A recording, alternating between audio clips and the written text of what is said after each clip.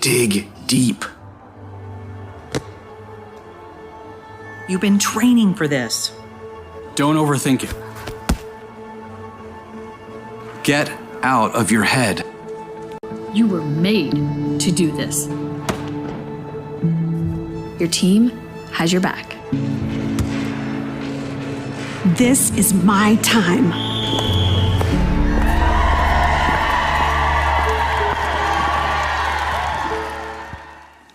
Well, I don't know about you, but there are a few things in life that are more like viscerally memorable. Viscerally memorable. It's that extra hour of no sleep. Viscerally memorable than middle school. I can walk into a middle school and just the smell of it takes me back to middle school, like in my body. And especially in middle school, I think about tryouts. Elementary school, you don't have to try out for much. There's not much to do, but in middle school, you start to trying out for things. And so I don't know what it was like for you in middle school, but I remember, being in a hallway full of kids, waiting for a coach or a director or a teacher to come out of a room with a single piece of paper, to post on a bulletin board with the names of whoever made. Anyone have that experience? And you're all kind of like waiting back, and then they walk away, and you like swarm the bulletin board, kind of like if you're at the water and you throw a piece of bread off the dock and the fish, and you're searching for your name, scanning for your name. For me, even more than that, when I think about middle school and I think about tryouts, I think about the week of basketball tryouts in 7th grade. Week long of trying out for the basketball team. And then at the end of the week, the coach had us all line up on the sideline, and he started calling names. And of course, we didn't know what the names were for. Like, are these the people who are getting cut? Are these the people who made the team? But after a while, you could tell that he's calling enough of the really good players. You're like, oh my gosh, he's calling the names of the team. And my heart was just kind of like beating, and I had a lump in my throat the whole time, just name after name, waiting to hear my name. And I didn't hear my name until he got to the final name. And it still wasn't my name. And those moments are so embarrassing. It's hard to know what to do with those moments when you're in 7th grade because you're public, like everyone sees that you didn't make the team. And so I didn't know what to do in that moment. Like, should I try to be the bigger person and go over and congratulate the guys that made the team? Should I go off and commiserate and support the other guys who didn't make the team? And as I'm trying to figure out what to do in this moment, then the coach adds a PS. And he says, Garrett and I've been thinking all week, I'm trying to remember who the other kid was, and I can't remember his name. Just for the sake of the story, I'm gonna pretend it's my friend Jeff Boholsky. But Jeff made the team, I know that, but for the sake of the story, I just need another name, okay? So the coach says, Garrett and Boholsky, I want you to see me after. And we look at each other and we're like, what is this? Did we get in trouble for something? Like we didn't make the team and we're in trouble now? What's going on? And so we wait for all the other guys to clear out and we go up to the coach and we have this just such an odd conversation with the coach because here's what he said. He said, you guys weren't quite good enough to make the team. Obviously, you didn't call our name. But here's what I want you to do. I want you to come and practice with us anyway over the next couple of weeks and we'll see how this goes. Now, for my 7th grade, very concrete mind, that level of ambiguity was just too much for me to deal with. Like, did I make the team or not? What does this mean that I get to practice with the team, but you didn't call my name? What do I tell all my friends on Monday morning when they ask me how tryouts went? What do I tell my parents? Did I make the team or not? And yet I saw it as an opportunity to at least be near the team. And so I showed up and I practiced. And I don't even know when it happened. There was never an official moment, but somehow I was just kind of like folded into the 7th grade basketball team.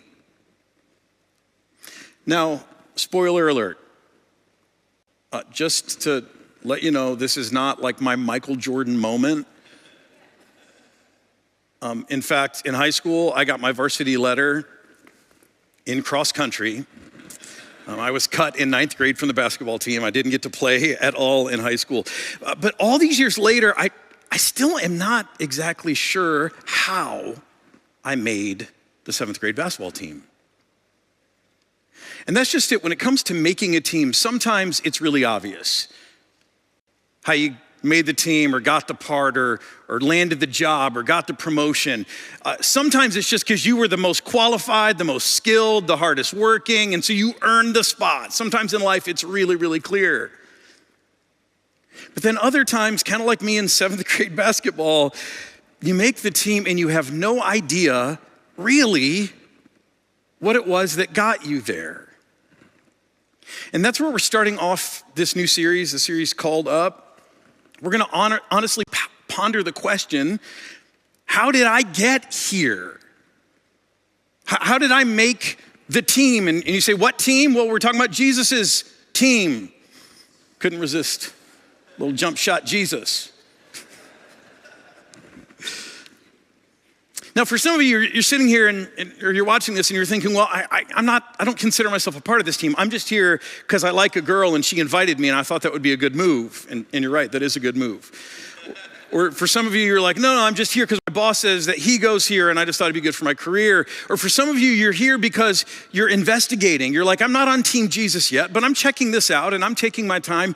And I just want to affirm you that you should take your time. You should go slow. This is a really, really, really important thing.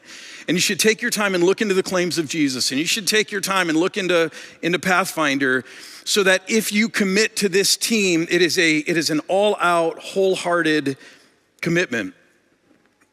But just looking around here today at the faces I can see, I know that most of us here today would consider ourselves a committed part of Jesus's team. And so the question I want you to think about, the question I want you to ask yourself today is, okay, I'm a part of this team, but how did I get here?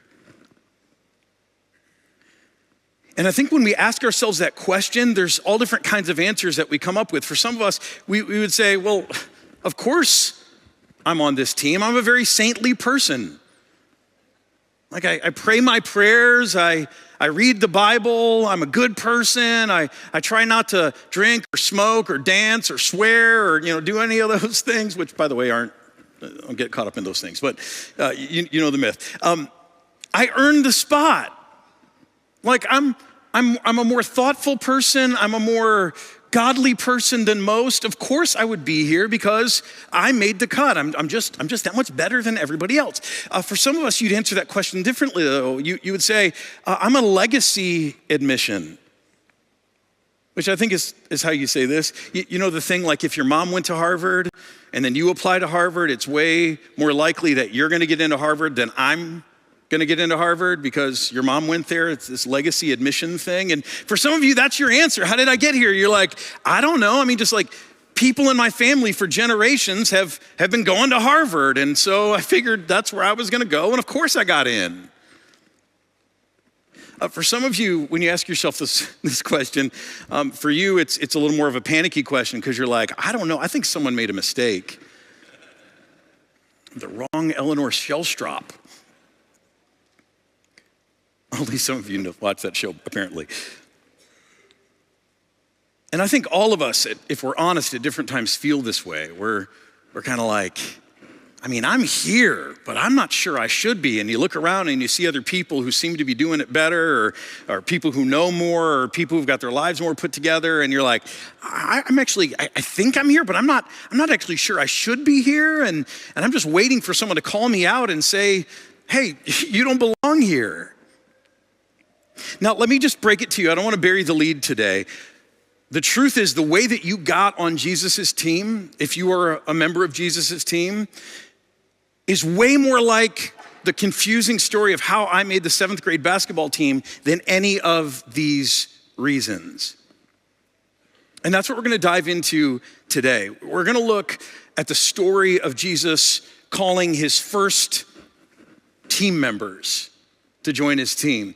And specifically over the course of this series, we're gonna focus on one guy, a guy by the name of Simon or Peter, or sometimes called Simon Peter. He's got 2 different names. And we're gonna track with his life, his discipleship journey from the moment that he is called up to be a part of Jesus's elite team throughout the rest of his life. We're gonna look at how that journey goes, and we're gonna learn what that means for us in our journey.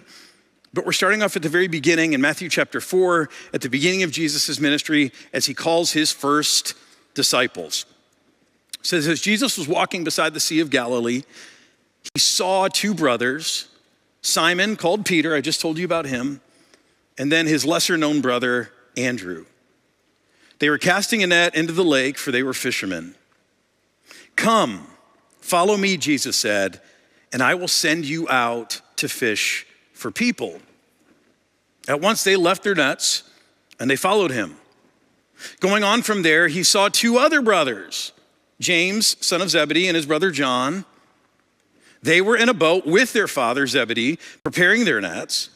And Jesus called them, and immediately they left the boat and their father, and they followed him. Now, we're focusing on Simon Peter, but you just see this happen with four different guys, the same exact pattern for how Jesus picks a team. And it's kind of a crazy team picking strategy. Here it is.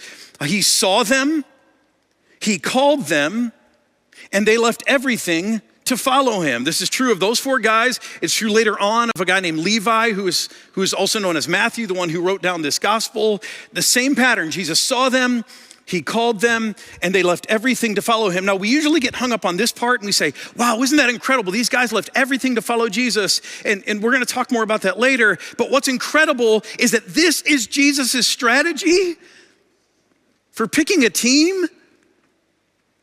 I mean, no tryouts, no auditions, no probationary period, no Moneyball style statistical analysis of these guys, looking at their stats. I mean, I've seen guys spend way more time picking a fantasy football team than what Jesus does to pick the 12 guys who will be in charge of the most important mission in all of the world. What's up with that? And if you're not feeling yet that this is a crazy way to pick a team, I'm about to make it even crazier. Except I gotta take this jacket off because I'm getting hot. I went to school in Michigan. We make our varsity jackets really warm up there. So I wanna share with you a little bit about what the context of this greater thing was all about in the first century. Jesus wasn't the only one to have disciples. This was a cultural practice. And for me, I've grown up in the Lutheran church. This church is anchored in the Lutheran church. And if you know anything about Lutherans are very big on education. Not just education, but really teaching the faith from young ages. And so that's why we have a school here. I went to school to be a pastor as long as some of you went to school to be medical doctors. I mean, that's how seriously we take education in the Lutheran tradition. And yet, as seriously as we take education in the Lutheran tradition, it pales in comparison to what was going on in the first century when it came to how Jewish people, Hebrew people, passed on the faith to their children. I just want to share with you a little bit more of this context so you can understand more of what we're seeing and how Jesus picks a team and how different it is. Starting off at birth through age 5. So infancy to age 5, this was a period of home learning. Now, for a lot of us, this is kind of what we might do with our kids. We tell them the Bible stories over and over and over again.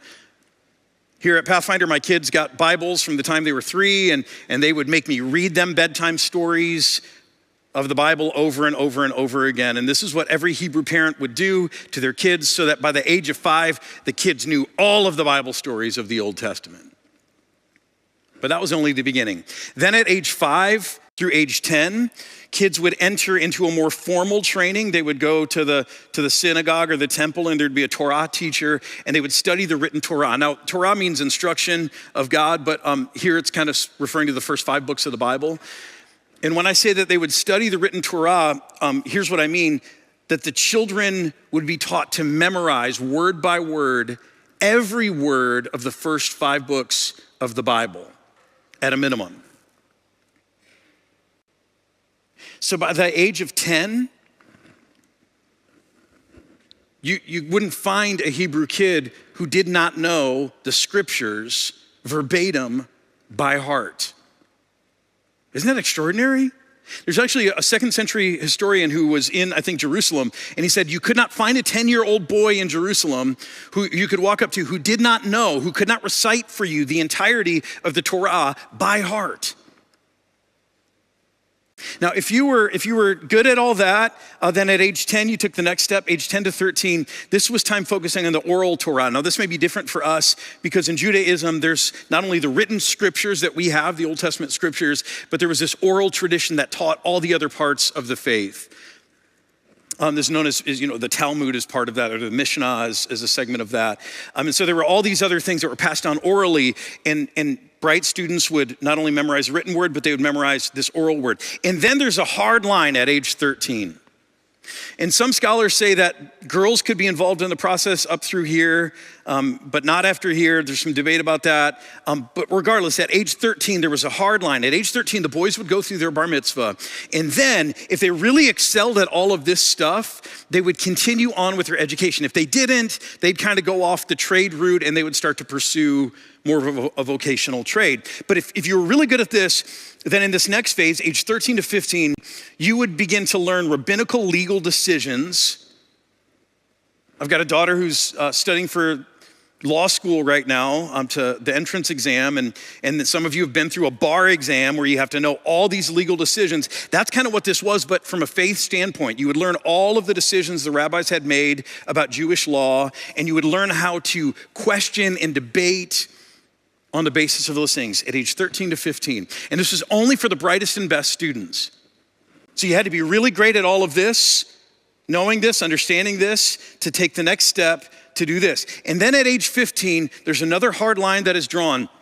And this is where it gets really, really, really exclusive. We're talking NBA draft level of selectivity. And I'm not kidding, because at age 15, then and only then, if you were one of the brightest and best, one of the most gifted, who could do all of these things, who made this cut, and you became a master of debate and questioning and rabbinical legal decisions, then and only then did you have the possibility of being a disciple. Again, it wasn't just a term that Jesus made up. This was a well-known cultural term. And what this meant is if you were one of the brightest and the best, you had the opportunity to go and find a rabbi who was well respected, a rabbi of authority, and there was this whole ritual of how you would basically ask this rabbi if they would take you on as a disciple. And then the rabbi would question you and test you, because as we heard last week from AJ Mastic, the point of being a disciple isn't just to know stuff. The point of being a disciple is actually to be able to someday be like the rabbi. And so the rabbis in this day were very, very selective. They didn't want to invite students who had no chance of being like them. These students, these disciples, were intended to continue their legacy and their teaching and their life. And so you didn't want to pick someone who couldn't represent you very well. Right? You're not affiliated with me, like none of that stuff. So the rabbis were extremely, extremely selective, and they would only let in the brightest and best students that they thought stood a fighting chance of actually growing to be like them. Extraordinarily selective. And then the final step at age 30, if you were exceptional at all of these things and you were an exceptional disciple, the top of your class, then at the age of 30, you yourself could become a rabbi. And I just got to say that this was the most esteemed role in all of Hebrew society. If you had a child, if you had a son who became a rabbi, like, you couldn't ask for anything more out of your child, out of life. It was the greatest honor that you could have. And so this means that this process was incredibly competitive. Now, I'll just say a note, because I mentioned this earlier, that there's some scholarly debate about where girls fit in, and some scholars believe that they could fit in some of these earlier processes. They definitely didn't fit in this process, and in this time, women could not be disciples. Now, here's what's interesting about Jesus, that Jesus changes all of that. AJ, again, last week told you a story of Mary and Martha, these two sisters. And they're having some people over at their house, and Jesus is there, and Mary is sitting at the feet of Jesus, and Martha gets mad. And do you remember why Martha gets upset? Remember what she says? Come on, somebody. Yeah. My sister's not helping me. Now, when we read that story, we hear like typical sibling rivalry stuff. Like, why do I have to empty the dishwasher? I did it last time, you know? That's not at all what's actually going on here. What's going on is that it says in the text that Mary was sitting at Jesus' feet. That's a technical term for what only disciples would do for a rabbi, to sit at the rabbi's feet and take in their teaching. That was a position that was reserved for disciples, and disciples could only be men. Martha is so embarrassed at how her sister's acting, like usurping the role of a man, acting like a disciple, and she's a woman. So she's saying to Jesus, Jesus, you see what's going on here. Tell my sister to get back to the women's work because she shouldn't be there. Only men should be there. And do you remember what Jesus says? Just maybe not verbatim. Do you remember what Jesus says?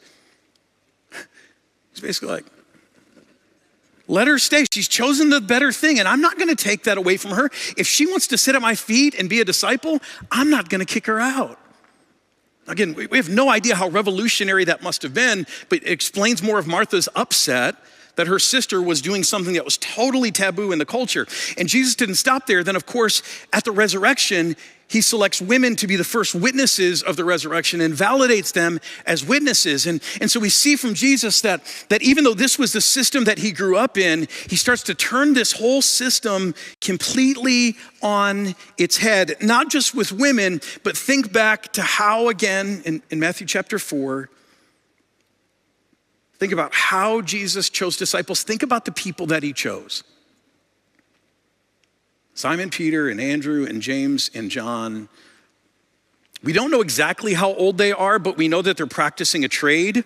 So they're up here. We do know that Simon Peter is already married, so he must have been over age 18. And notice these guys are sitting in a fishing boat, which means they did not have what it took to become disciples. They had already been passed over, or maybe they never even applied because they weren't good at this stuff. They had been passed over or never applied. You know, at some point in their life, someone looked at them and said, you've got the face for radio. Like you got the kind of brain that would make you great at catching fish, but not doing the rest of this stuff. They were Hebrew school dropouts.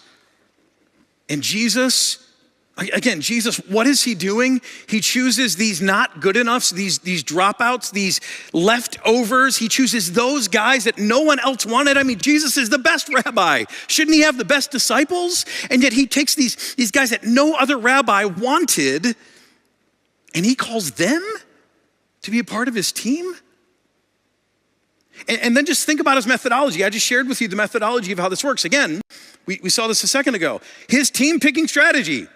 Sees the guys, calls the guys, they leave everything and follow him. And of course they do, because Jesus is giving them a chance to do something, that a dream that had died, he calls it back to life again. This is like the AAA baseball player who thinks his professional career is never gonna happen, and then he gets called up at age 28. Of course they left everything to follow him. Of course Zebedee, as he's sitting in the boat and his sons get called away, we're like, man, that's how cold. Just leave your dad in the boat with the fish nets. And Zebedee's like, of course go. This is the chance of a lifetime. And his chest is puffed out with pride that his boys got called to be disciples of a respected rabbi who had incredible authority. But also note this, Jesus, he does everything the wrong way. The disciples, or the would-be disciples, are supposed to go and seek out the rabbi. The rabbi doesn't go out and pursue people. The brightest and best only are invited to apply. Jesus goes and he picks over these leftovers and invites them, sight unseen, without an audition, without any tryouts, to be his disciples. This is not the way you pick a team. Any coaches in the room? This is not the way you pick a team. Unless you're playing a very different game, which of course Jesus was. We can sing about it, how his kingdom is backwards and it's upside down and it flows in reverse. Jesus, the rabbi who pursues, doesn't sit around waiting, but he pursues disciples. Jesus, the rabbi who invites all kinds of people, not just the brightest and best, but all kinds of people to be a part of his team. I don't think we ask this question of ourselves enough. How did I get here? We just take it for granted that we're on the team and we don't think much about it, about what it means, about how extraordinary it is that we've been called to be a part of Jesus's team. And I want to change that today. See, here's what we have to recognize first about Jesus's calling on us. The first thing is that it's arbitrary. You were not called to be a part of Jesus's team because you are the brightest and best. Although you might be bright, and you may be the best at some things, that is not the reason that Jesus called you to be a part of his team.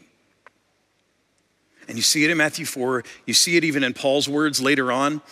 Brothers and sisters, think of what you were when you were called. Not many of you were wise by human standards. Not many of you were influential. Not many of you were of noble birth. But God chose the foolish things of the world to shame the wise. God chose the weak things of the world to shame the strong. God chose the lowly things of this world and the despised things and the things that are not to nullify the things that are, so that no one may boast before him. You didn't come to church to have your ego busted today, did you?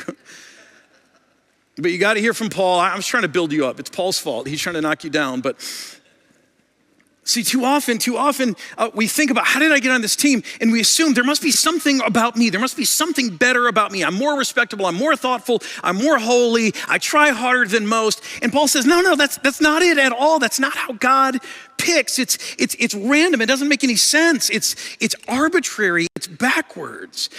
And so then that leads us to this other thing where so often we get all tied up and then we go, okay, well, how does God choose people? How does this work? And it gets into this doctrine called election, and it's a really messy, dangerous doctrine. Frankly, it's got pitfalls on all sides, and I'd encourage you to not go too deep into it because I think it only leads to pride or confusion or doubt. Instead, what I'd encourage you to do is to embrace this as a mystery. And I hope that what Paul says here and what you see about Jesus' calling of those disciples in Matthew chapter 4, I hope what it does for you, instead of leading you to ponder the question of why, I hope what it does is it leads you back to a place of gratitude. Jesus' calling is arbitrary. It doesn't make a lot of sense. I don't know why I was called to be a part of this team, but I am grateful. Anyone else? And I'll tell you, when I say I'm grateful, I mean it, because I'm a kid from a forgotten dirt road on the outskirts of Washtenaw County, Michigan. I grew up in a school district. I mean, we're the rail splitters. And you talk about like rural blue collar, like that was our mascot. And I grew up in this community of people that were just kind of forgotten by the world, but God didn't forget me. He found me, and he called me into relationship with himself. He revealed himself to me. And I don't just mean as a pastor he called me, but he called me first as a Christian. He called me by name. He called me to be his son. He asked me to join his team. And I don't know why. I mean, I can make up reasons. I can try to imagine, and other people have in my life. They're like, oh, well, Dion, don't you think that's because? I don't think that's helpful. I don't think that's true. I don't know why he called me, but I'm grateful. And let me tell you why I'm grateful, because I think it's the only reason that the calling of Jesus on my life is the only reason that I have not ended up dead from a drug overdose like two of my first cousins. That I've not been incarcerated by multiple members of my family have. Jesus' calling on my life is the only reason that I've been able to escape some of the really dark things of growing up in poverty and some of the vices that are associated with it. I look at my life and where God has brought me, and there's no explanation for it other than the grace of God, the calling of Jesus, this arbitrary calling that doesn't make a lot of sense to me, but I'm so grateful for it. See, I think we in this place need a gratitude adjustment, because we think about our calling and we make up all of these reasons why it makes good sense, why we are a logical pick to be a part of God's team. And the reality is you can't make sense of it. Don't try to make sense of it. Don't try to explain it. Don't try to rationalize it. Don't try to defend your place on the team. Just accept it as a mystery, as a blessed mystery, and be grateful that the King of Heaven has called you by name. And every one of you in this place, he has called you by name. Whether you've had the ears to hear it yet or not, I'm telling you, he wants you on his team. And more than that, he wants you in his family. And it may not make sense, and don't try to make sense of it. Instead, can you be grateful? Simon Peter, that guy who was first called, later on in his life, as he's reflecting on the mystery, just the randomness of this whole call in his life, he says some words. We actually read these words earlier, but here they are again. And just think about this. Everything I just told you about Simon Peter, his experience, being a guy in a boat, passed over, Hebrew school dropout, called by Jesus to the most important mission in all of the world. As he's reflecting on that, listen to his heart, listen to his words. But you, like me, Peter says, are a chosen people, a royal priesthood, a holy nation. You are God's special possession, that you may declare the praises of him who called you out of darkness, who called you out of obscurity, who called you out of nothingness into his wonderful light. Once you were not a people, but now you are the people of God. Once you had not received mercy, but now you have received mercy.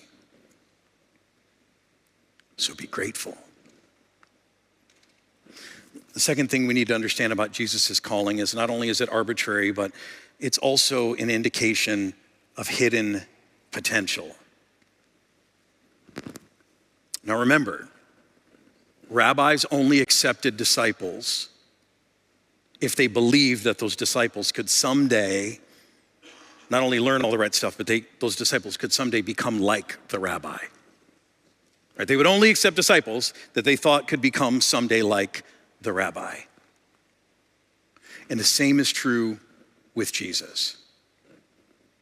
Jesus' calling on your life, his invitation to join his team, is a declaration that Jesus believes it is possible for you, full of all of your imperfections, full of all of your contradictions.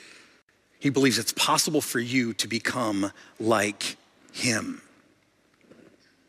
But I want to be really, really clear about something. When I'm talking about hidden potential, the kind of hidden potential I'm talking about is not the hidden potential inside of you, although that's true. There is potential inside of you that you don't know about.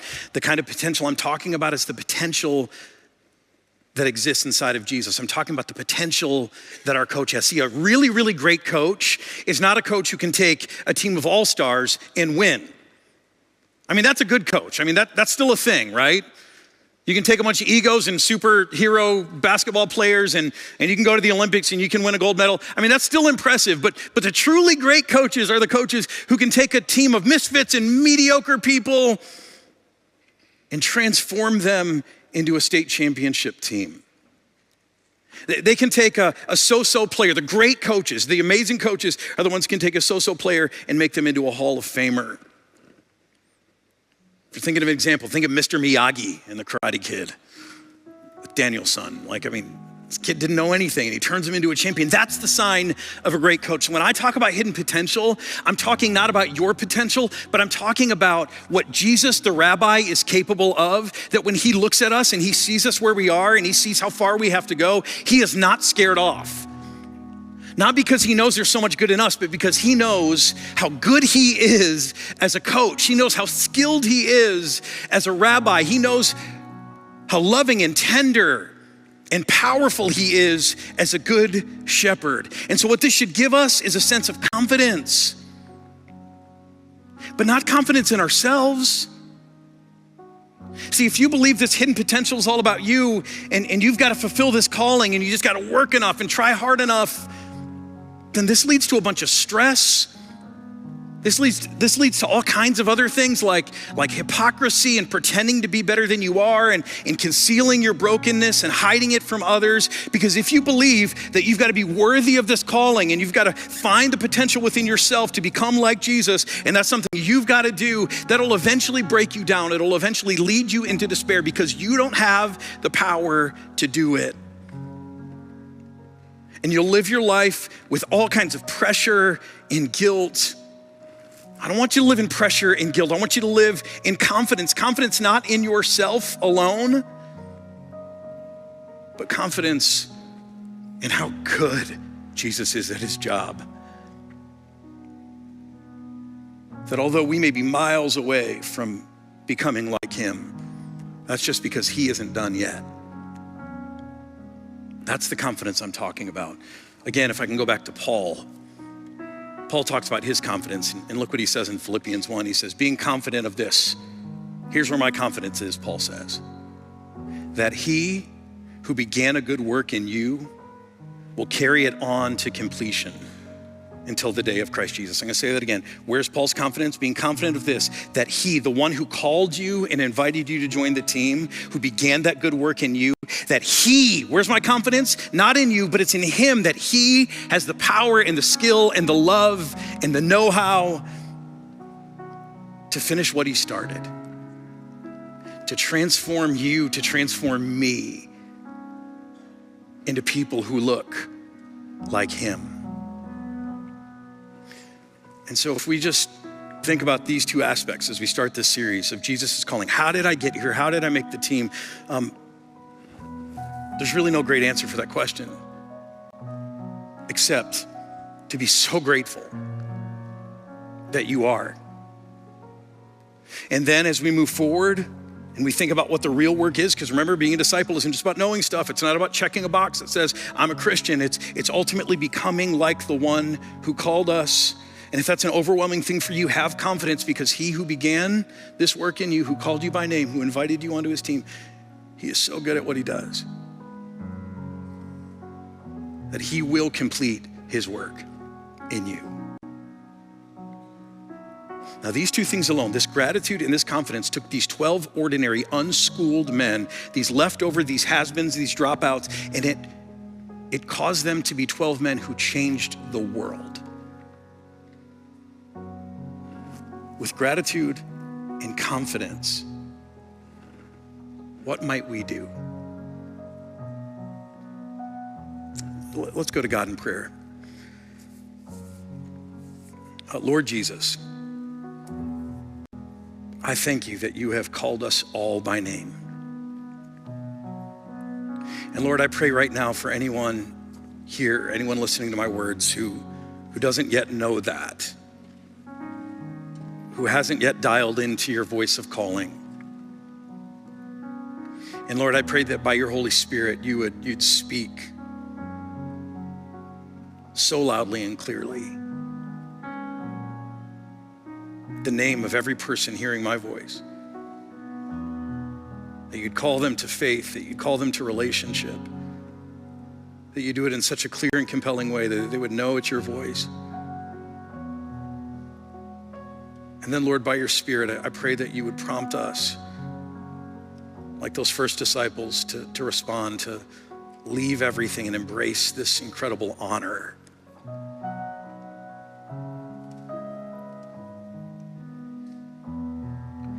And Lord, I pray today also that you would protect us from just getting lost in the big questions of why us and not others, and instead give us a spirit of gratitude. Fill us with gratitude today. In fact, Lord, right now, just hear us all in our own hearts as we say thank you in our own way. And church, just take a moment right now and speak to God in your own heart and express your gratitude that he has called you by name, that he's called you into discipleship. Take a moment and do that, just however you can. There's no right words, just from the heart, in the quiet of your heart, speak to him your gratitude.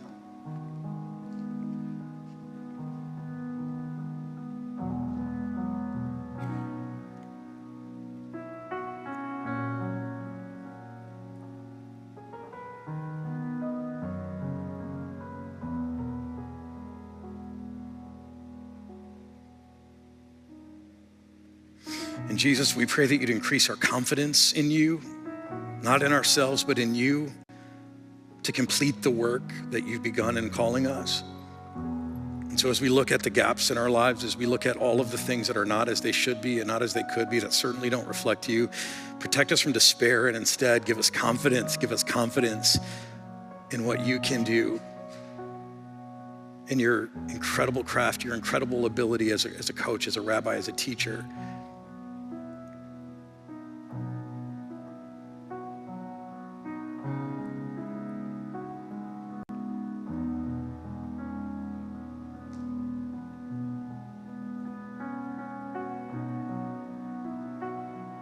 Lord Jesus, we're grateful to you and we trust in you. And we really do ask that throughout this series and throughout our lives, that you would call us to a deeper understanding, a deeper commitment to discipleship than we ever have been before. That in the same way that you used 12 men to change the world, that you might use us to do something lasting and good in our world. We pray this in your name, Jesus. Amen.